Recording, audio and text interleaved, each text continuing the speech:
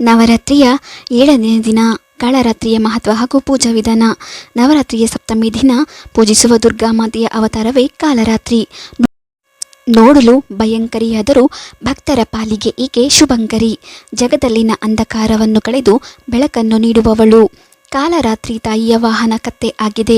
ತನ್ನ ಬಲಗೈಯ ಮೇಲ್ಭಾಗದ ವರಮುದ್ರೆಯಿಂದ ಸಕಲರಿಗೂ ವರ ನೀಡುತ್ತಿದ್ದು, ಬಲಗೈ ಕೆಳಭಾಗ ಅಭಯ ಮುದ್ರೆಯನ್ನು ಹೊಂದಿರುತ್ತಾಳೆ. ಇನ್ನು ಆ ಜಗನ್ನಿಯ ಎಡಭಾಗದ ಮೇಲಿನ ಕೈಯಲ್ಲಿ ಕಬ್ಬಿಣದ ಮುಳ್ಳು ಇದ್ದರೆ, ಕೆಳಗಿನ ಕೈಯಲ್ಲಿ ಖಡ್ಗ ಇದೆ. ನವರಾತ್ರಿಯ 7ನೇ ದಿನ ದುರ್ಗಾಮಾತೆಯ ಭಯಂಕರ ರೂಪವೇ ಕಾಳರಾತ್ರಿ. ಗಾಂಧಾರ ದಾರದಂತೆ ಶರೀರವೆಲ್ಲ ಕಪ್ಪಾಗಿ ಕತ್ತೆಯ ಮೇಲೆ ವಿರಾಜಮಾಳನಾಗಿ ಭಕ್ತರ ಅಭಿಷ್ಟವನ್ನು ನೆರವೇರಿಸುವವಳೇ ಕಾಳರಾತ್ರಿ. ಈಕೆಯನ್ನು ಶುಭಂಕರಿ ಎಂದು ಕರೆಯುತ್ತಾರೆ. ದೇವಿಯ ಹಲವು ರೂಪಗಳಲ್ಲಿ ಬಹಳ ಬೀಭತ್ಸವವಾದ ರೂಪವೆಂದರೆ ಕಾಳರಾತ್ರಿ. ಅಸುರರ ಪಾಲಿಗೆ ದುಸ್ವಪ್ನ ಈ ಕಾಳರಾತ್ರಿ. ಧರ್ಮದ ರಕ್ಷಣೆಗಾಗಿ ಅಧರ್ಮರ ಪಾಲಿಗೆ ಭಯ ಹುಟ್ಟಿಸುವವಳು ಈಕೆ. ಆದರೆ ತನ್ನನ್ನು ಪೂಜಿಸುವ ಭಕ್ತರ ಪಾಲಿಗೆ ಮಾತ್ರ ಮಾತೃಸ್ವರೂಪಿಣಿಯಾದ ಪಾರ್ವತಿಯಾಗಿರುವವಳು. ಕಾಳರಾತ್ರಿಯ ರೂಪ ಹೆಸರೇ ಹೇಳುವಂತೆ ತಾಯಿಯು ಕಾರ್ಗತ್ತಲು ಮತ್ತು ಸಮಯದ ರೂಪವಾಗಿದ್ದಾಳೆ. ಬ್ರಹ್ಮಾಂಡದಂತೆ ದುಂಡಗಿರುವ ತ್ರಿನೇತ್ರನೆಯ ಕಣ್ಣುಗಳಿಂದ ಕಾಂತಿಯು ಹೊರಹೊಮ್ಮುತ್ತದೆ. ಬಲಗಡೆಯ ಕೈಗಳಲ್ಲಿ ವರಮುದ್ರೆ ಹಾಗೂ ಅಭಯದ ಮುದ್ರೆ ಇದ್ದರೆ, ಎಡ ಕೈಗಳಲ್ಲಿ ಕಬ್ಬಿಣದ ಮುಳ್ಳು ಹಾಗೂ ಖಡ್ಗವಿದೆ. ಶರಣ್ಯ ನವರಾತ್ರಿಯ 7ನೇ ದಿನ ಸ್ವರೂಪವನ್ನು ಕಾಳರಾತ್ರಿ ಎಂದು ಕರೆಯಲಾಗುತ್ತದೆ. ಆ ದೇವಿಯ ಶರೀರದ ಬಣ್ಣವು ಗಾಢಾಧಾರದಂತೆ ಇರುತ್ತದೆ. ತನ್ನ ಜಡೆಯನ್ನು ಕಟ್ಟದೆ ಹಾಗೆ ಬಿಟ್ಟು ಹರಡಿಕೊಂಡಿರುತ್ತಾಳೆ. ಇನ್ನು ಕುತ್ತಿಗೆಯಲ್ಲಿ ಪಳಪಳನೆ ಹೊಳೆಯುತ್ತಿರುವ ಮಾಲೆ ಇದೆ. ಆ ತಾಯಿಗೆ 3 ಕಣ್ಣುಗಳಿವೆ. ಈ ಕಣ್ಣುಗಳು ಯಾವ ರೀತಿ ಇವೆ ಅಂದರೆ, ಬ್ರಹ್ಮಾಂಡದ ರೀತಿಯಲ್ಲಿ ಗೋಳಾಕಾರದಲ್ಲಿ ಇದೆ. ಆ ಕಣ್ಣುಗಳ ಕಿರಣಗಳು ವಿದ್ಯುತ್ನಂತೆ ವ್ಯಾಪಿಸಿಕೊಂಡಿದೆ. ಆ ತಾಯಿಗೆ ಉಸಿರನ್ನು ಬಿಡುವಾಗ ಹಾಗೂ ತೆಗೆದುಕೊಳ್ಳುವಾಗ ಬೆಂಕಿಯ ಧಗಧಗಿಸುವ ಜ್ವಾಲೆಗಳು ಹೊರಹೊಮ್ಮುತ್ತವೆ. ಆ ತಾಯಿಯ ವಾಹನವು ಕತ್ತೆ ಆಗಿದೆ. ತನ್ನ ಬಲಗೈಯ ಮೇಲ್ಭಾಗದ ವರ ಮುದ್ರೆಯಿಂದ ಸಕಲರಿಗೂ ವರ ನೀಡುತ್ತಿದ್ದು, ಬಲಗೈ ಕೆಳಭಾಗ ಅಭಯ ಮುದ್ರೆಯನ್ನು ಹೊಂದಿದೆ. ಇನ್ನು ಆ ಜಗಜ್ಜನನಿಯ ಎಡಭಾಗದ ಮೇಲಿನ ಕೈಯಲ್ಲಿ ಕಬ್ಬಿಣದ ಮುಳ್ಳು ಇದ್ದರೆ, ಕೆಳಗಿನ ಕೈಯಲ್ಲಿ ಖಡ್ಗ ಇದೆ. ಈಗಾಗಲೇ ನೀಡಿರುವ ವಿವರಣೆಯಿಂದಲೇ ಖಚಿತವಾಗುತ್ತದೆ. ಕಾಳರಾತ್ರಿಯ ಸ್ವರೂಪದಲ್ಲಿ ದುರ್ಗೆಯು ಭಯಂಕರವಾಗಿ ಕಾಣುತ್ತಾಳೆ. ಆದರೆ ಫಲವನ್ನು ನೀಡುವ ವಿಚಾರಕ್ಕೆ ಬಂದಲ್ಲಿ ಸದಾ ಶುಭ ಫಲಗಳನ್ನೇ ನೀಡುವಳಾಗಿದ್ದಾಳೆ. ಆದ್ದರಿಂದ ಈಕೆಯನ್ನು ಭಯಂಕರಿ ಅಥವಾ ಶುಭಂಕರಿ ಎಂದು ಸಹ ಕರೆಯಲಾಗುತ್ತದೆ. ಭಕ್ತರು ಅಥವಾ ಆರಾಧಕರು ತಾಯಿಯ ಸ್ವರೂಪಕ್ಕೆ ಹೆದರುವ ಅಗತ್ಯ ಇಲ್ಲ. ನವರಾತ್ರಿಯ 7ನೇ ದಿನ ಕಾಳರಾತ್ರಿಯ ಆರಾಧನೆ ಮಾಡುವುದರೊಂದಿಗೆ ಆರಾಧಕರಿಗೆ ಎದುರಾಗಲಿರುವ ಸಕಲ ಪಾಪ ಅಡೆತಡೆಗಳು ನಾಶವಾಗುತ್ತದೆ. ಅಕ್ಷಯವಾದಂತಹ ಅಂದರೆ ಕೊನೆಯೇ ಇಲ್ಲದಂಥ ಪುಣ್ಯ ಫಲಗಳು ದೊರೆಯುತ್ತದೆ. ಇನ್ನು ಕಾಳರಾತ್ರಿ ದೇವಿಯು ಕೂಡ ದುಷ್ಟರು ರಾಕ್ಷಸರನ್ನು ನಾಶ ಮಾಡುತ್ತಾಳೆ. ಈ ದೇವಿಯ ಸ್ಮರಣೆ ಮಾತ್ರದಿಂದಲೇ ಭೂತ ಪ್ರೇತ ರಾಕ್ಷಸರು ಮೊದಲಾದ ದುಷ್ಟರ ಸಮಸ್ಯೆಗಳು ಕರಗಿ ಹೋಗುತ್ತವೆ. ನಿಮಗೆ ಗೊತ್ತಿರಲಿ, ತಾಯಿಯ ಸ್ಮರಣೆಯಿಂದಾಗಿ ಗ್ರಹ ಬಾಧೆಗಳು ಕೂಡ ದೂರವಾಗುತ್ತವೆ. ಯಾರು ಕಾಳರಾತ್ರಿಯ ದೇವಿಯನ್ನು ಆರಾಧನೆ ಮಾಡುತ್ತಾರೋ ಅಂಥವರಿಗೆ ಬೆಂಕಿಯಿಂದ ಎದುರಾಗುವ ಆತಂಕ, ನೀರಿನಿಂದ ಎದುರಾಗುವ ಬಾಧೆಗಳು, ಪ್ರಾಣಿ ಪಕ್ಷಿ ಕ್ರಿಮಿಕೀಟಗಳಿಂದ ಎದುರಾಗಬಹುದಾದ ಬಾಧೆಗಳು ಸಹ ದೂರವಾಗುತ್ತವೆ. ಇನ್ನು ಯಾವುದೇ ಭಯಗಳು ಇಲ್ಲದೆ ಸದಾ ಉಲ್ಲಾಸಿತರಾಗಿ ಆರೋಗ್ಯವಾಗಿ ಆಧ್ಯಾತ್ಮಿಕ ಸಂತೋಷದಿಂದ ಇರಬಹುದಾಗಿದೆ. ಕಾಳರಾತ್ರಿಯ ಮಹತ್ವ. ಕಾಳರಾತ್ರಿಯು ಶನಿಗ್ರಹದ ಅಧಿಪತಿ. ಜನರು ಮಾಡಿರುವಂತಹ ಕೆಡುಕು ಹಾಗೂ ಒಳಿತನ್ನು ನೋಡಿಕೊಂಡು ವರ ನೀಡುವವಳು. ದುಷ್ಟರನ್ನು ಶಿಕ್ಷಿಸಿ ಶಿಷ್ಟರನ್ನು ರಕ್ಷಿಸುವವಳು. ಕಠಿಣ ಪರಿಶ್ರಮ ಹಾಗೂ ಪ್ರಾಮಾಣಿಕತೆಯನ್ನು ಗುರುತಿಸುವವಳು ಈಕೆ. ತಾಯಿ ಕಾಳರಾತ್ರಿಯನ್ನು ಪೂಜಿಸುವುದರಿಂದ ಶನಿಯಿಂದ ಆಗುವ ತೊಂದರೆ ಹಾಗೂ ಸಡೆ ಸತಿ ಪ್ರಭಾವವನ್ನು ತಗ್ಗಿಸಬಹುದು. ದಾನವರು, ರಾಕ್ಷಸರು, ಭೂತ ಪ್ರೇತ ಮುಂತಾದವುಗಳು ಇವಳ ಸ್ಮರಣೆಯಿಂದಲೇ ಭಯಭೀತವಾಗಿ ಓಡಿ ಹೋಗುತ್ತದೆ. ಇವಳ ಉಪಾಸಕರಿಗೆ ಅಗ್ನಿ, ಜಲ, ಶತ್ರು ಮತ್ತು ರಾತ್ರಿಯ ಭಯ ಎಂದು ಆಗುವುದಿಲ್ಲ.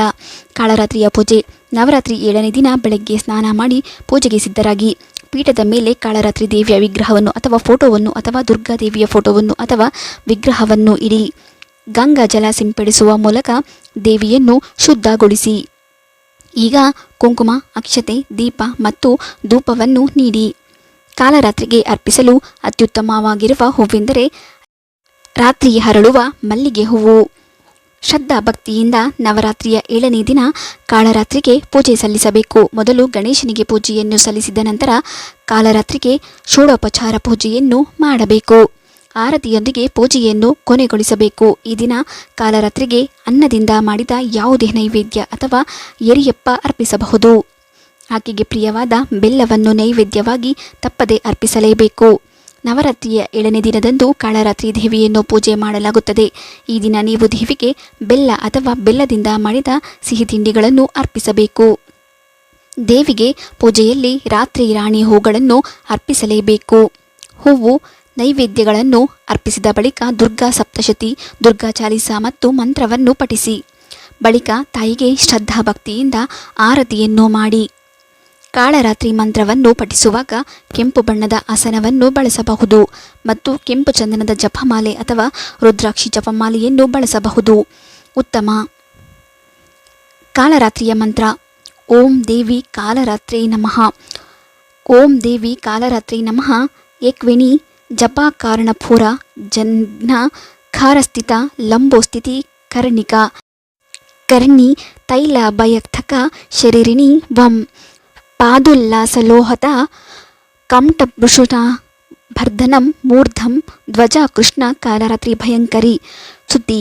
ಯಾ ದೇವಿ ಸರ್ವಭೂತೇಷು ಮಾ ಕಾಲರಾತ್ರಿ ರೂಪೇಣ ಸಂಸ್ಥಿತ. ನಮಸ್ತತೈ ನಮಸ್ತತೈ ನಮೋ ನಮಃ.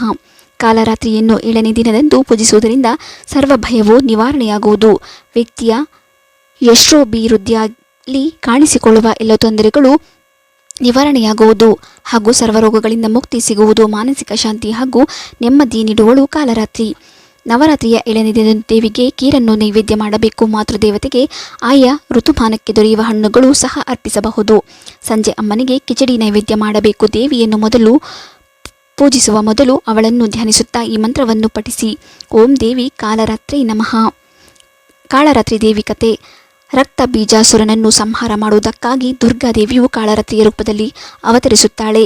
ರಕ್ತ ಬೀಜಾಸುರನನ್ನು ಕೊಂದು ರಕ್ತ ಬೀಜಾಸುರನ ರಕ್ತದ ಒಂದು ಹನಿಯು ಕೆಳಗೆ ಬೀಳದಂತೆ ಕುಡಿದು ಮದದಿಂದ ನರ್ತಿಸುತ್ತಾಳೆ. ಶಿವನ ಎದೆಯ ಮೇಲೆ ಕಾಲಿಟ್ಟ ನಂತರ ಆಕೆಯು ಸಹಜ ಸ್ಥಿತಿಗೆ ಬರುತ್ತಾಳೆ. ದಂತಕಥೆಯ ಪ್ರಕಾರ ರಾಕ್ಷಸರಾದ ಶುಂಭಂ ನಿಶುಂಭಂ ಮತ್ತು ರಕ್ತಬೀಜಾಸುರರ ಅಟ್ಟಹಾಸ ದಿನದಿಂದ ದಿನಕ್ಕೆ ಹೆಚ್ಚಾಗುತ್ತಲೇ ಇರುತ್ತದೆ. ಇದರಿಂದ ಆತಂಕಗೊಂಡ ದೇವತೆಗಳೆಲ್ಲ ಶಿವನ ಬಳಿ ಕಾಪಾಡುವಂತೆ ಬೇಡಿಕೊಳ್ಳುತ್ತಾರೆ.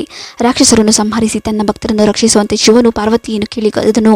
ಶಿವನ ಸಲಹೆಯಂತೆ ಪಾರ್ವತಿಯು ದುರ್ಗೆಯ ರೂಪವನ್ನು ತೆಗೆದುಕೊಂಡು ಶುಭಂ ನಿಶುಂಭಂ ಕೊಂದಳು. ಆದರೆ ದುರ್ಗಾದೇವಿಯು ರಕ್ತಬೀಜಾಸುರನನ್ನು ಕೊಂದ ತಕ್ಷಣ ಆತನ ದೇಹದಿಂದ ಹೊರಬಂದ ರಕ್ತದಿಂದ ಲಕ್ಷಗಟ್ಟಲೆ ರಕ್ತಬೀಜಾಸುರರ ಉತ್ಪತ್ತಿಯಾದರು. ಇದನ್ನು ನೋಡಿದ ದುರ್ಗಾಮಾತೆಯು ತನ್ನ ತೇಜಸ್ಸಿನಿಂದ ಕಾಳರಾತ್ರಿಯನ್ನು ರಚಿಸಿದಳು. ಇದಾದ ನಂತರ ದುರ್ಗಾದೇವಿಯ ರಕ್ತಬೀಜಾಸುರರನ್ನು ಕೊಂದಾಗ ಕಾಳರಾತ್ರಿಯು ಆತನ ದೇಹದಿಂದ ಹೊರಬರುತ್ತಿದ್ದ ರಕ್ತವನ್ನು ತನ್ನ ಬಾಯಿಯಲ್ಲಿ ತುಂಬಿಕೊಂಡು ರಕ್ತಬೀಜಾಸುರರನ್ನು ಸೀಳಿ ಕೊಂದಳು. ಕಾಲರಾತ್ರಿ ದೇವಿಯ ಭಕ್ತರನ್ನು ದುಷ್ಟ ಶಕ್ತಿಗಳಿಂದ ಕಾಪಾಡುತ್ತಾಳೆ ಎಂಬ ನಂಬಿಕೆ ಇದೆ. ನವರಾತ್ರಿಯ 7ನೇ ದಿನದಂದು ದೇವಿಯನ್ನು ತುಂಬೆ ಹೂಗಳಿಂದ ಪೂಜಿಸಲಾಗುತ್ತದೆ.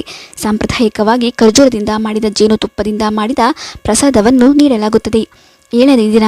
ನವರಾತ್ರಿ ಹಬ್ಬದ 7ನೇ ದಿನದ ಕಾಳರಾತ್ರಿ ದೇವಿಯ ಆರಾಧನೆ ಮಾಡಲಾಗುತ್ತದೆ. ಈ ದಿನ ದೇವಿಗೆ ನೀಲಿ ಬಣ್ಣದ ಸೀರೆಯನ್ನು ಉಡಿಸಲಾಗುತ್ತದೆ. ಹಾಗೆಯೇ ಭಕ್ತರು ಸಹ ನೀಲಿ ಬಣ್ಣದ ಬಟ್ಟೆಗಳನ್ನು ಧರಿಸಬೇಕು ಎನ್ನುವ ನಂಬಿಕೆ ಇದೆ. ನೀಲಿ ಬಣ್ಣವು ಸಮೃದ್ಧಿ ಮತ್ತು ಶಾಂತಿಯನ್ನು ಪ್ರತಿನಿಧಿಸುತ್ತದೆ ಮತ್ತು ನವರಾತ್ರಿಯ ಪೂಜೆಯ ಸಮಯದಲ್ಲಿ ಈ ಬಣ್ಣವನ್ನು ಧರಿಸುವುದರಿಂದ ವಿಶೇಷ ಪ್ರಯೋಜನಗಳು ಪಡೆಯಬಹುದು. 2024 ಬುಧವಾರ 9ನೇ ತಾರೀಕು ಕಾಲರಾತ್ರಿ ಪೂಜೆ ಸಮಯ.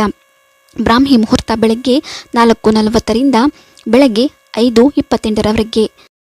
ಮತ್ತೊಂದು ಸಮಯ ಬೆಳಗ್ಗೆ 6:16ರಿಂದ ಬೆಳಗ್ಗೆ 9:13ರವರೆಗೆ.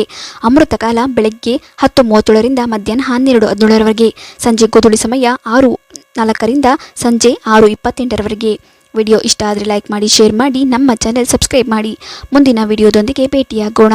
ಧನ್ಯವಾದಗಳು.